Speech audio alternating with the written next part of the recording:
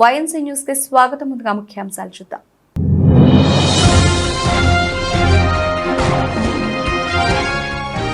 శరణార్థి క్యాంపుపై Israel దాడి, 14 మంది మృతి.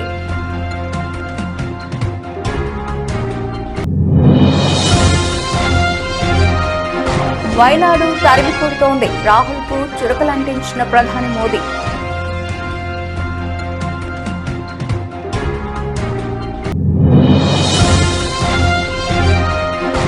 ఏపీ అభివృద్ధి పథంలో ముందుకెళ్లాలనేది నా పెద్ద కోరిక, కూటమికి చేకూర్చిన మెగాస్టార్ చిరంజీవి.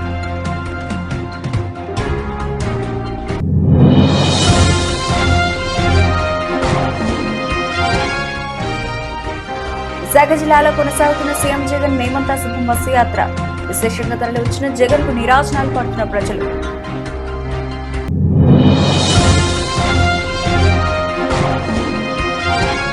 లోక్సభ ఎన్నికల ప్రచారంలో వేగం పెంచిన సీఎం రేవంత్ రెడ్డి, మోహనగిరిలో కొనసాగుతున్న రోడ్ షో.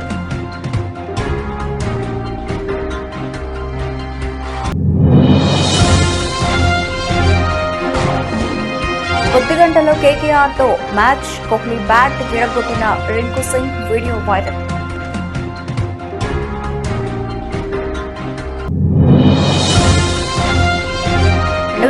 వరకు ప్రభాస్ డైరీ ఫుల్, అప్పటి వరకు కొత్త సినిమాకు నో డేట్స్ అని తేల్చి చెబుతున్న యంగ్ రెబల్ స్టార్.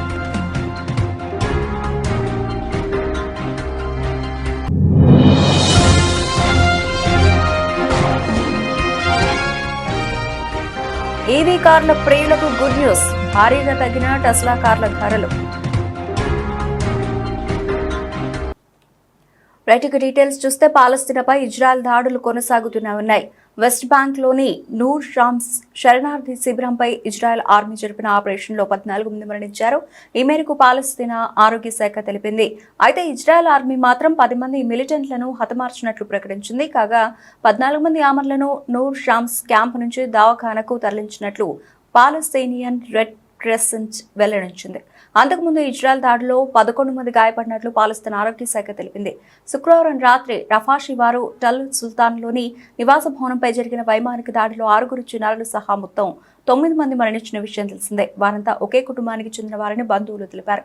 ఇజ్రాయెల్ దాడులతో వలస వెళ్లిన గాజా ప్రజల్లో సగం మంది ఈజిప్టుకు దగ్గరలో ఉన్న రఫాలోనే తలదాచుకుంటున్నారు.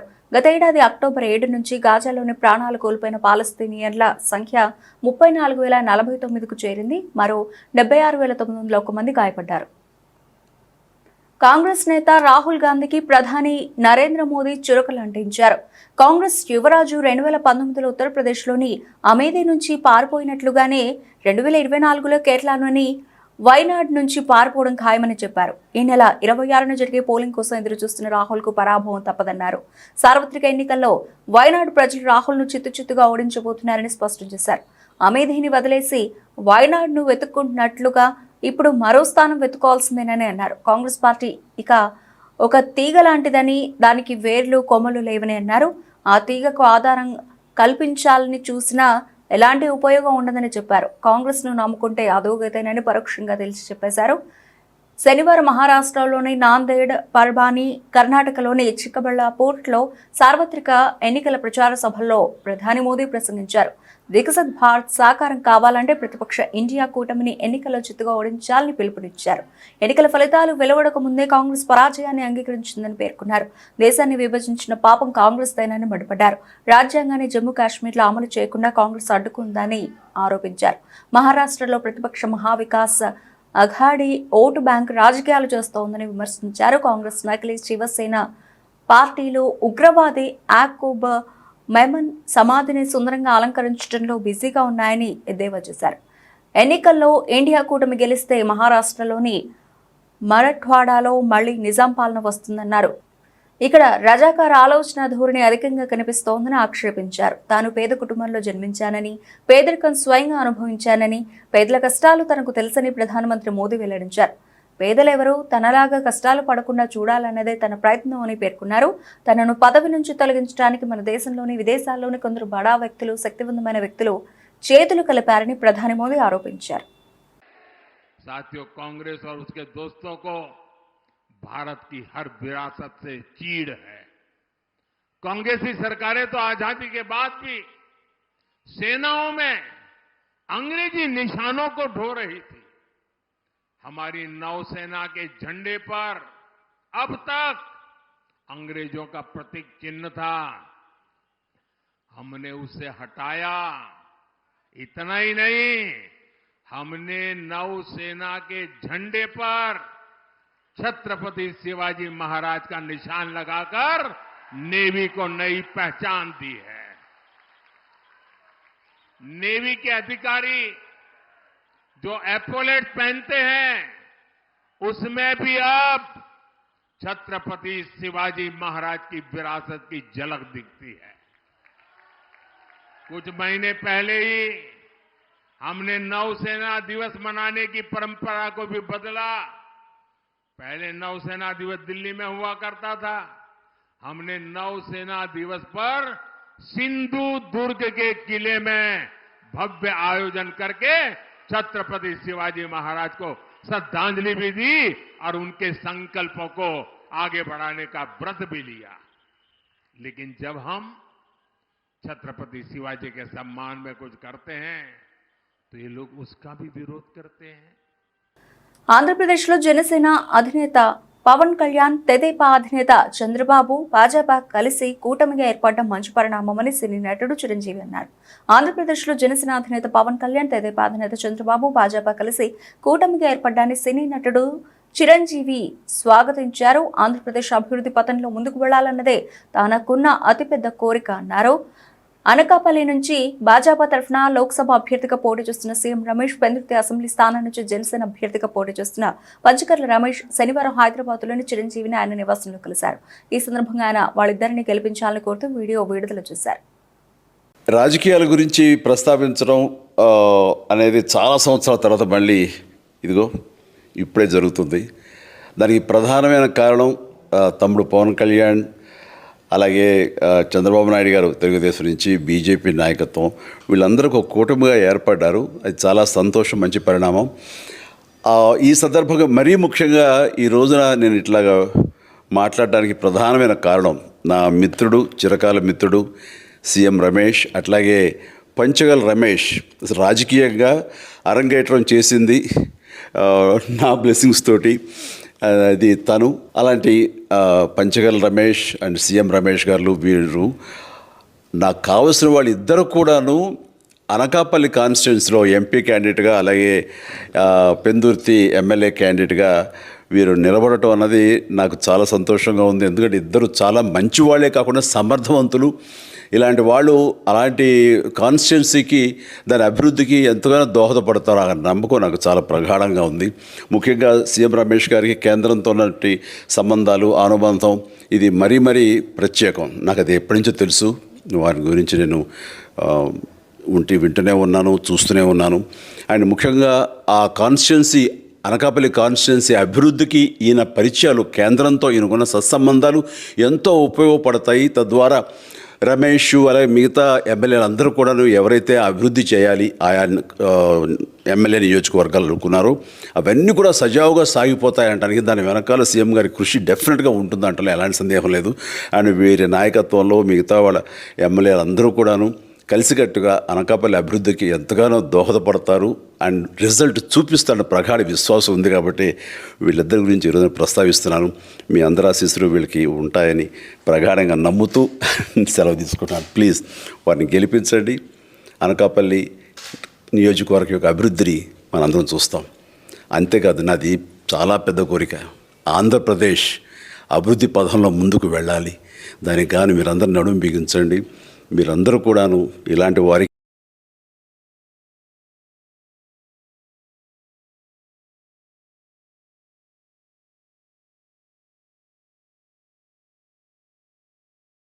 ఏపీలో సార్వత్రిక ఎన్నికల వేళ వైసీపీ అధినేత సీఎం వైఎస్ జగన్మోహన్ రెడ్డి చేపట్టిన మేమంతా సిద్ధం బస్సు యాత్ర 20వ రోజుకు చేరుకుంది. ఆదివారం బస్సు యాత్ర విశాఖపట్నంలోని కొనసాగనుంది. విశాఖ జిల్లాలోని పెందుర్తి, విశాఖ పశ్చిమ, ఉత్తర, దక్షిణ, తూర్పు, భీమిలి నియోజకవర్గాల్లో బస్సు యాత్ర సాగనుంది. శనివారం బస్సు యాత్ర అనకాపల్లి జిల్లా చిన్నయ్యపాలెం ప్రాంతంలో ముగిసింది. జగన్ అక్కడే బస చేశారు. ఇవాళ ఉదయం సీఎం జగన్ బస్సు యాత్ర చిన్నయ్యపాలెం వద్ద నుంచి బయలుదేరి పినగాడ జంక్షన్ మీదుగా విశాఖపట్నం జిల్లాలోనికి ప్రవేశించనుంది. పినగాడ జంక్షన్ లక్ష్మీపురం మీదుగా వేపగుంట జంక్షన్ కు బస్సు యాత్ర చేరుకుంటుంది. జంక్షన్ దాటిన తర్వాత భోజన విరామం తీసుకుంటారు. మధ్యాహ్నం 3 గంటల ప్రాంతంలో గోపాలపట్నం మీదుగా బస్సు యాత్ర కొనసాగనుంది.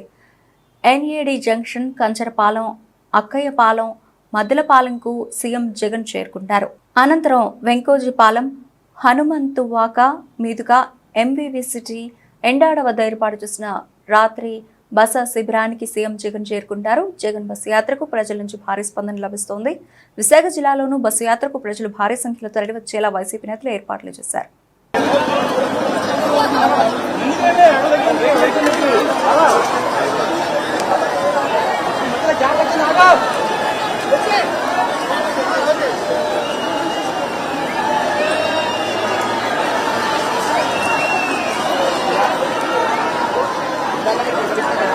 లోక్సభ ఎన్నికల ప్రచారంలో సీఎం రేవంత్ రెడ్డి దూకుడు పెంచారు. మే 13న రాష్ట్రంలోని 17 పార్లమెంటు స్థానాలకు పోలింగ్ జరగనుంది. ప్రస్తుతం అభ్యర్థుల నామినేషన్ల ప్రక్రియ కొనసాగుతోంది. అభ్యర్థుల నామినేషన్ల కార్యక్రమంలో సీఎం రేవంత్ పాల్గొంటూ పార్టీ శ్రేణుల ఉత్సాహాన్ని నింపుతున్నారు. రాష్ట్రంలో 17 నియోజకవర్గాల్లో 14 నియోజకవర్గాల్లో విజయం సాధించేందుకు లక్ష్యంగా కాంగ్రెస్ పార్టీ అడుగులు వేస్తోంది. ఆ మేరకు సీఎం రేవంత్ ఆధ్వర్యంలో కాంగ్రెస్ ముఖ్య నేతలు ప్రయత్నాలు చేస్తున్నారు. ఎన్నికల్లో భాగంగా 15 నియోజకవర్గాల అభ్యర్థులను ప్రకటించిన కాంగ్రెస్ అధిష్టానం మరో 3 నియోజకవర్గాల్లో అభ్యర్థులను ప్రకటించాల్సి ఉంది. నేడు రేపు ఆయా నియోజకవర్గాల్లో అభ్యర్థులను కేంద్ర పార్టీ అధిష్టానం ప్రకటిస్తుందని కాంగ్రెస్ నేతలు పేర్కొంటున్నారు. సీఎం రేవంత్ రెడ్డి లోక్సభ ఎన్నికల ప్రచారంలో వేగం పెంచారు. అభ్యర్థుల నామినేషన్ కార్యక్రమంలో పాల్గొనడంతో పాటు ప్రచార సభల్లో పాల్గొని ప్రసంగిస్తున్నారు. ఈ క్రమంలో ఆదివారం భువనగిరి అభ్యర్థి చామల కిరణ్ నామినేషన్ కార్యక్రమంలో సీఎం రేవంత్ పాల్గొన్నారు.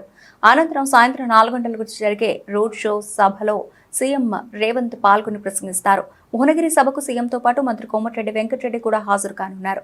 ప్రచార సభల్లో భాగంగా మాజీ సీఎం కేసీఆర్, ప్రధాని మోదీలపై రేవంత్ రెడ్డి విమర్శలు గుప్పిస్తున్నారు. హామీల అమలుపై కూడా స్పష్టమైన ప్రకటనలు చేస్తున్నారు. ఆగస్టు 15 లోపు రైతు రుణమాఫీ చేస్తామంటూ రేవంత్ స్పష్టం చేశారు. తమ 100 రోజుల పరిపాలనతో పాటు కేంద్రంలో కాంగ్రెస్ వస్తే ఏం చేస్తుందనే విషయాన్ని జనంలోకి రేవంత్ రెడ్డి తీసుకెళ్తున్నారు. ఐపీఎల్ 17వ సీజన్లో మ్యాచ్లు రసవత్తరంగా సాగుతున్నాయి. దాదాపుగా అన్ని జట్లు సగం మ్యాచ్లను ఆడేశాయి. ఇప్పుడు ప్రతీకార మ్యాచ్లకు తెరలేసింది.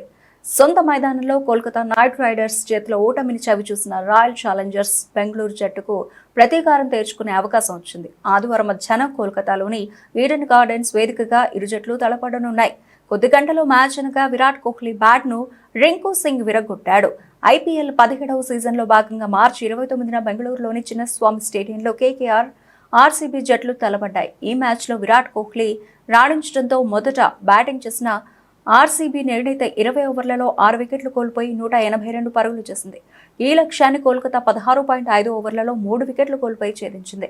ఈ మ్యాచ్ అనంతరం రింకు సింగ్కు కోహ్లీ తన బ్యాట్ను బహుమతిగా ఇచ్చాడు. मेरा बैट विनर ने तोड़ दिया तुमने कहाँ से टूटा ये फट गया पूरा तो मैं क्या करूँ भाई खुद नहीं मैं बता रहा था तो कोई नहीं बता दिया तूने बढ़िया मुझे इन्फॉर्मेशन नहीं चाहिए बेकार बैट है यार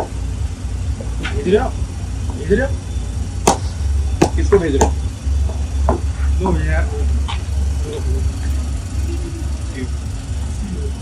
एक मैच पहले ले गया तू बैट दो मैच में तो 2 बैट मैं तेरी वजह से ना जो मेरी बाद में हालत होती है ना आपकी कसम खा रहा हूं मैं खुद नहीं करूंगा के विषय में आपको दिखा दूंगा.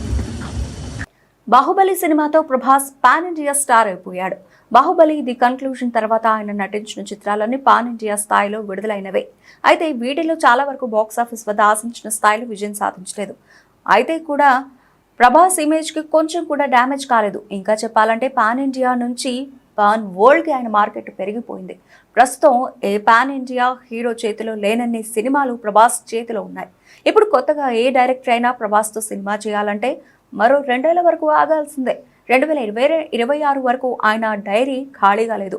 ప్రభాస్ ప్రస్తుతం కల్కి 2898 సినిమాలో బిజీగా ఉన్నారు. ఈ చిత్రం ఈ ఏడాదిలోనే రిలీజ్ కానుంది. దీంతో పాటు మారుతి దర్శకత్వంలో రాజాసాబ్ చిత్రం చేస్తున్నాడు. ప్రస్తుతం ఈ మూవీ షూటింగ్ కూడా శరవేగంగా జరుగుతోంది. ఆ తర్వాత సందీప్ రెడ్డి వాంగాతో ఓ సినిమా చేయనున్నాడు.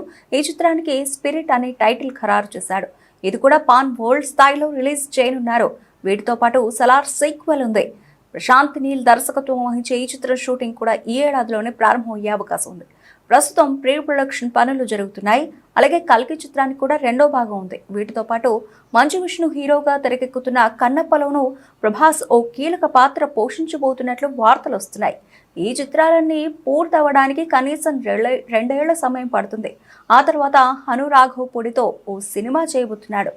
ఈవీ దిగ్గజ సంస్థ టెస్లా కార్ల ధరలను తగ్గించినట్లు తన అధికారిక వెబ్సైట్ ద్వారా తెలిసింది. సంస్థ తయారు చేసిన మోడల్ YXS వాహనాల ధరలను తాజాగా $2,000 చొప్పున తగ్గించినట్లు పేర్కొంది. టెస్లా ధరలు తగ్గించిన అనంతరం మోడల్ Y బేస్ వేరియంట్ ధర ₹35 లక్షలు, ప్రీమియం మోడళ్ల ధర ₹40 లక్షలు, ₹43 లక్షలు చేరుకున్నట్లు తెలిసింది. మోడల్ S ప్రైమరీ ఎడిషన్ ₹60 లక్షలు, ఫ్లాయిడ్ వేరియంట్ ధర ₹73 లక్షలకు చేరింది. మోడల్ X బేస్ వేరియంట్ ధర ₹65 లక్షలు, ఫ్లాయిడ్ వేరియంట్ ధర ₹75 లక్షలుగా ఉంది. టెస్లా చీఫ్ ఎలన్ మాస్క్ ఈ నెలలో భారత్లో పర్యటించనున్నారనే వార్తలు ఇటీవల వైరల్గా మారాయి. ఈ మేరకు వీటిని ధృవీకరిస్తూ మాస్క్ ట్విట్టర్ వేదికగా స్పందించారు. అయితే తాజాగా ఆ పర్యటన వాయిదా వేయబోతున్నట్లు వార్తలు వస్తూ ఉన్నాయి.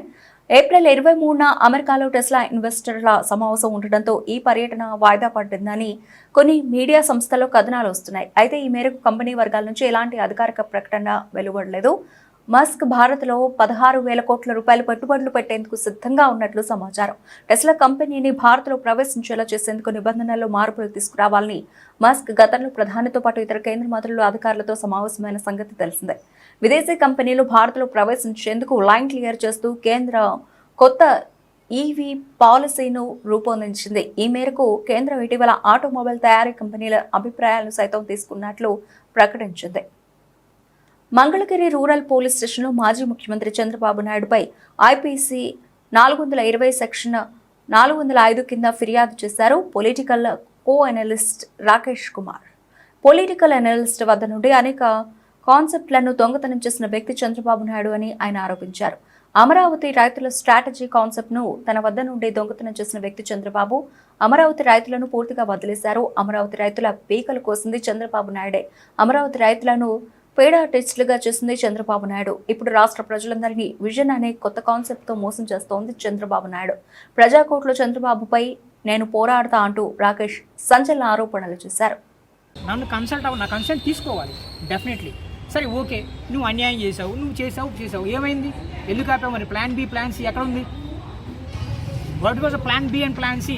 అక్కడి నుంచి ముందుకు plan B plan C implement చేయలేదు కాబట్టి మీ దాన్ని చేసినట్టు నేను అనేది నేను సగం చెప్పాను, డిస్కషన్స్లో ఉంది.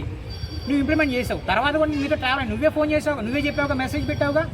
అశోక్ బాబు పార్టీ ఆఫీస్ ఇన్ఛార్జ్ మెసేజ్ పెట్టాడు, I like your philosophy, let us start discussions అని పెట్టాడు. వెళ్ళాను నేను మళ్ళీ. ఇప్పుడు నేను డిటాచ్ అవ్వలేదు కదా. 2023 జూన్ దాకా వాళ్ళతోనే ఉన్నాను. బయట నుంచి చాలా అవుతున్నాను. అంటే వీళ్ళు మోసగాళ్ళని తెలిసి కూడా చూద్దాం, వీళ్ళ నాటకాలు ఎంతకాలం వేస్తారో చూద్దాం ఓపిక పట్టున్నాను. అగ్రిమెంట్ అవ్వలేదు. నేను చెప్తున్నా కదా అగ్రిమెంట్ అవ్వలేదని.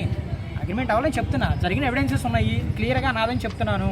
లేదు పాయింట్ మీది కాదు వేరే వాళ్ళు చెప్పారు అంటే వాళ్ళు బయటికి రావచ్చు. వాళ్ళు ఎవరో క్వశ్చన్స్ బయట కూర్చుందాం, ప్రజల్లో తీర్చుకుందాం అంటే తేల్చుకుందాం. లేదు కోర్టులు అంటే కోర్టులో I'll fight it out. Chandrababu Naidu గారు సీఎం అయినా అవ్వకపోయినా I'll fight it out. It is a process. న్యాయం జరుగుతుందా తర్వాత సంగతి ప్రజలకు కూడా తెలియాలి కదా. ఇప్పుడు చంద్రబాబు నాయుడు పిఏ రాజగోపాల్కి కమిషన్ వద్దు, అశోక్ బాబుకి ల్యాప్టాప్ వద్దు. అర్థమైందా ఏ పరిస్థితుల్లో ఉన్నారో మీరు? ఏం జరుగుతుందో అసలు? పార్టీని రన్ చేస్తున్నారా లేకపోతే ఇంకెవరు రన్ చేస్తున్నారా? ఇంకా గవర్నమెంట్లో ఉన్నామని ఊహించుకుంటున్నారా? లంచాలు తీసుకుంటారు. Will fight it out definitely అండి. ఎందుకంటే ఇది ప్రజలకు తెలియాలి. నా కోసం కాదు, అమరావతిని వదిలేసామని చెప్పాడు. మొన్న నేను తణుకులో కలిస్తే చంద్రబాబు పిఏ అమరావతి గురించి పట్టించుకోవడం మేము వదిలేసామన్నారు. అంటే మీ ఇష్టమేనా? వాళ్ళ దగ్గర భూములు తీసుకునేది మీరే, వదిలేసేది మీరే. అంటే మీరు ఎస్ అంటే ఎస్ అనాలి, నో అంటే నో అనాలి. రాష్ట్ర ప్రజలందరూ మీరేం చెప్పారు? సూటిగా 2 నిమిషాలు మాట్లాడండి. మీరేం డైరెక్ట్గా చెప్పండి. మరి మీరు ఏమని కంప్లైంట్ చేశారు? ఎవరి మీద చేశారు? ఏమని కంప్లైంట్ రాశారు?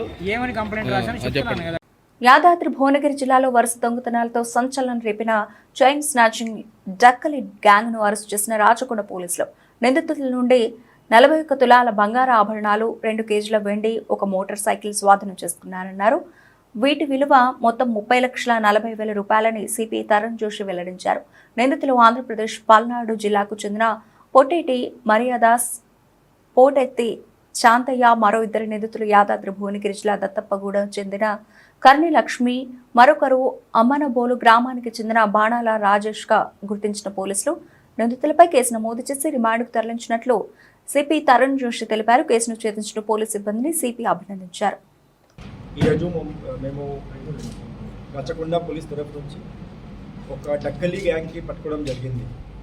మాకు లాస్ట్ ఆల్మోస్ట్ 3 వీక్స్లో స్పెషలీ భువనగిర్ యాదాద్రి జోన్లో చాలా స్నాచింగ్ ఇన్సిడెంట్స్ జరిగింది.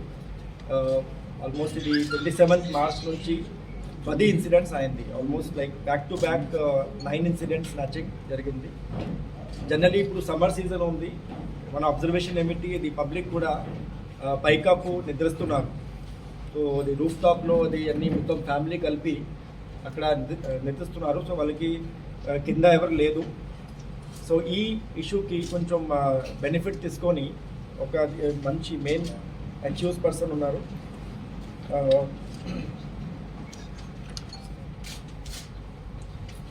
Mariya Das.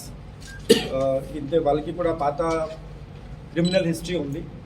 43-year-old, originally native of Guntur district, ఇప్పుడు ఆలేరు ఏరియాలో ఉన్నారు లాస్ట్ 4-5 మంత్స్ నుంచి. సో మేజన్ పని చేస్తున్నారు.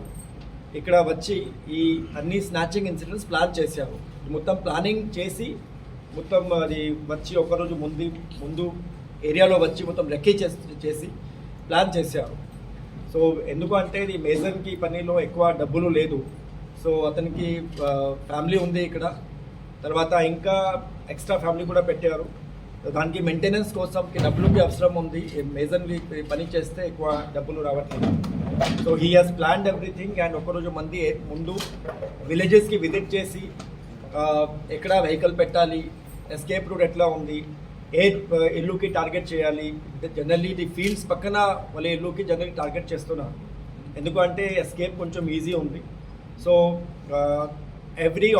ఆల్మోస్ట్ ఎవ్రీ ఆల్టర్నేటివ్ వచ్చి he was targeting all these rural areas. So మాకు ఆల్మోస్ట్ 10 ఇన్సిడెంట్స్ జరిగింది. Generally we can see Turkapalli మండల్లో ఒక విలేజ్, తర్వాత ఆలేరులో 2, మోత్కూర్లో 1, భువనగిరి రూరల్ ఏరియాలో 4, మోటకొండూరులో 2. So back to back snatching చేసి అది జనరలీ లోకల్ ఏరియాలో సేల్ చేస్తున్నారు, లేకపోతే వాళ్ళకి ఫ్యామిలీకు ఇచ్చి or other brother in law ఉన్నారు, అతను కూడా అక్యూజ్డ్. ఓన్ సొంత బ్రదర్ కూడా ఒక మంచి వాళ్ళకి కూడా ఒక గ్యాంగ్ లాగా పెట్టారు. So he was also as a receiver, he was also disposing the property. And ఈ కాకుండా there are other house breaking incidents also. పాత ఇన్సిడెంట్స్ ఉన్నాయి. ఈ ఇన్సిడెంట్స్ కూడా ది హౌస్ బ్రేకింగ్ కూడా చేశారు ఏరియాస్లో. సో ఆలేరులో 1 కేసు, యాదగిరిగుట్టలో 2, భువనగిరి టౌన్లో 1 అండ్ ఆత్మకూరులో 1. So this is the entire thing. And lot of property has been seized. కొన్ని ప్రాపర్టీ వాళ్ళ దగ్గర ఉన్నాయి, కొన్ని ప్రాపర్టీ సేల్ చేశారు, కొన్ని ప్రాపర్టీకి ఇంకా సేల్ చేసి కొన్ని హౌస్ హోల్డ్ ఆర్టికల్స్ కూడా పర్చేస్ చేశారు, లైక్ ఫ్రిడ్జ్, అల్మీరా, అట్లా all these items he purchase. And some amount he was keeping as cash also. So total loss was about 41 tolas of this is the seized property, 41 tolas of gold items plus 2 kg of silver. The 41 tolas chapti, it is almost like 28,70,000 worth of property. Then 2 kg of silver ornaments worth 1,20,000. And other items like motorcycle, adi kuda kotta motorcycle undi, and some other implements for cutting for the house breaking purpose కోసం కొన్ని implements, screw driver, cutter, torch lights, తర్వాత ఒక knife, అది మొత్తం items దొరికింది అతని దగ్గర నుంచి.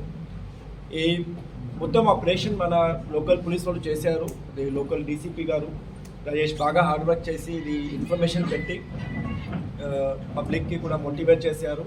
మన పోలీస్ వాళ్ళకి కూడా బ్రెయిన్ స్టార్మింగ్ చేసి అన్ని ఇన్ఫర్మేషన్ కలెక్ట్ చేశారు. Some of our officers have done really good job. Especially head constable ఉన్నారు శ్రీనివాస్, తర్వాత Pradeep, Giri, Ravi Naik and one lady officer Kumari Mallika, ఇన్ని కలిపి plus the local officers, ACP. Rangareddy జిల్లా షాద్నగర్ పట్టణ పరిధిలోని షాద్నగర్ మినీ స్టేడియానికి ఆదివారం భారీ బందోబస్తు మధ్య ఈవీఎం మిషన్లు వీవీప్యాడ్లు చేరుకున్నాయి. అదేవిధంగా ఎలక్షన్ కమిషన్ ఆదేశాల మేరకు ఈవీఎం మిషన్లు పోలింగ్ కేంద్రాలకు చేరేంత వరకు కూడా స్టేడియం చుట్టూ భారీ బందోబస్తు ఏర్పాటు చేస్తున్నట్లు సంబంధిత అధికారులు తెలియజేశారు. ప్రత్యేక వాహనంలో పోలీస్ సెక్యూరిటీ మధ్య ఈవీఎంలు వీవీప్యాడ్లు షాద్నగర్కు చేరుకున్నాయి. షాద్నగర్ ఎన్నికల రిటర్నింగ్ అధికారి వెంకట మాధవరావు, ఫరూక్ నగర్ మండలం రెవెన్యూ అధికారి పార్థసారథి పర్యవేక్షణలో వివిధ రాజకీయ పార్టీల ప్రతినిధుల సమక్షంలో ఈవీఎం వీవీప్యాట్లు స్ట్రాంగ్ రూమ్ లో భద్రపరిచారు. 328 బ్యాలెట్ ఈవీఎంలు, 368 వీవీప్యాట్లు, 3328 కంట్రోల్ యూనిట్స్ పోలింగ్ నిర్వహణ కోసం ఏర్పాటు చేశారు. వీటిని అత్యంత భద్రత మధ్య స్ట్రాంగ్ రూమ్ లో భద్రపరిచారు. సీసీ కెమెరాల నిఘా పర్యవేక్షణ, ప్రత్యేక కేంద్ర బలగాల మధ్య రక్షణ స్ట్రాంగ్ రూమ్లకు ఏర్పాటు చేశారు. స్ట్రాంగ్ రూమ్ లో ఈవీఎంలను భద్రపరిచి గదులను సీజ్ చేశారు. పోలింగ్ రోజు మాత్రమే ఈవీఎంలు వీవీప్యాట్లను ఆయా పోలింగ్ స్టేషన్లకు తరలిస్తామని ఎన్నికల రిటర్నింగ్ అధికారి తెలిపారు.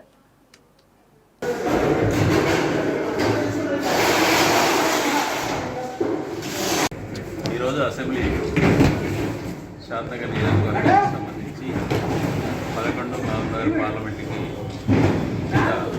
అంటే అసెంబ్లీ సెక్రటరీ గారు మనం ఈవీఎంస్ రిసీవ్ చేసుకోవడం జరిగింది. 328 బియ్యులు, 328 సీలు, 328 వీవీప్యాట్లు రిసీవ్ చేసుకోవడం జరిగింది. వీటిని ఇండోర్ స్టేడియంలో స్ట్రాంగ్ రూమ్లో భద్రపరచడం జరిగింది. పార్టీ ఏజెంట్ల సమక్షంలో. బులెటిన్ ముగించే ముందు హెడ్లైన్స్ మరోసారి.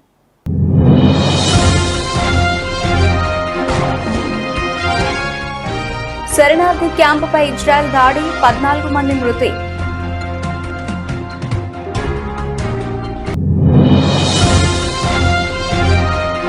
వైనాడు తరిమి కొడుతోంది, రాహుల్కు చురకలంటించిన ప్రధాని మోదీ.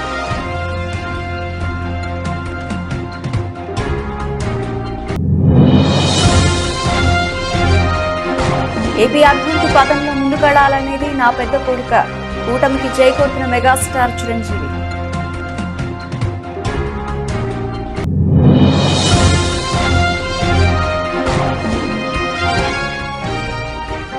విశాఖ జిల్లాలో కొనసాగుతున్న సీఎం జగన్ మేమంతా సిద్ధం బస్సు యాత్ర. విశేషంగా తరలి వచ్చిన జగన్ కు నిరాశనాలు పడుతున్న ప్రజలు.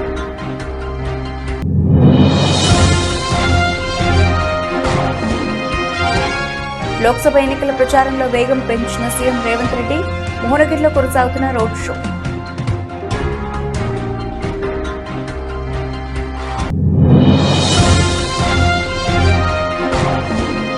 కొద్ది గంటలో కేకేఆర్ తో మ్యాచ్, కోహ్లీ బ్యాట్ విరగొట్టిన Rinku Singh video viral.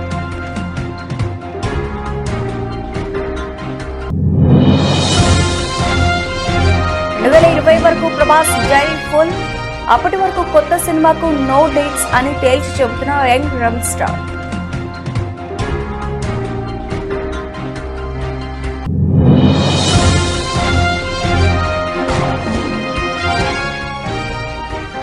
EV కార్ల ప్రియులకు గుడ్ న్యూస్, భారీగా తగ్గిన టెస్లా కార్ల ధరలు.